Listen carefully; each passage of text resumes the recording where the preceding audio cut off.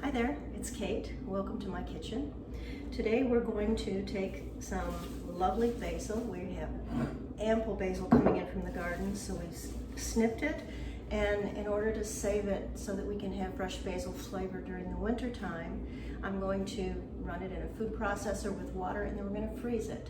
If you freeze it just by itself, the basil leaves tend to turn black and they don't retain their flavor.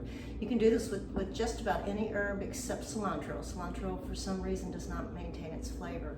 But we're going to pick off the leaves and then we're going to put them in the food processor.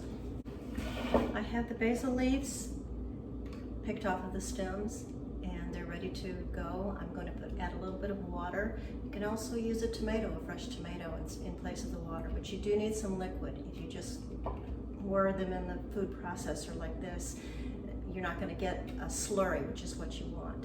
And I'll tell you, there is absolutely nothing like the taste of fresh basil in the middle of winter.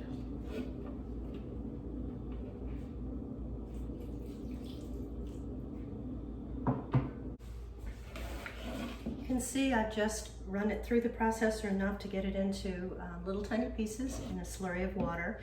And then I'm going to pour it into a measuring cup so that I can then put it into my ice cube tray to freeze. Put it in the measuring cup because it's a lot easier to manage here. And I'm going to pour it into ice cube trays, not filling them completely full, but giving them a little room to expand as they freeze. It's a pretty bright green. They will turn a little bit darker as they freeze, but it doesn't change the flavor any, which is nice.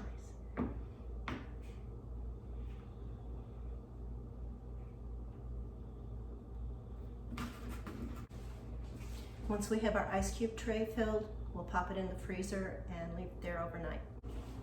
Once the basil is frozen, we pop it out of the ice cube trays and then put it into a Ziploc bag marked, because all herbs look pretty much the same when they're in the freezer. They're just little green blobs.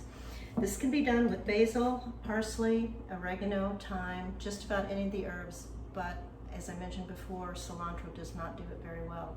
But this way you just drop it into soup, drop it into pasta, and you have a wonderful fresh flavor that you normally don't get in the winter.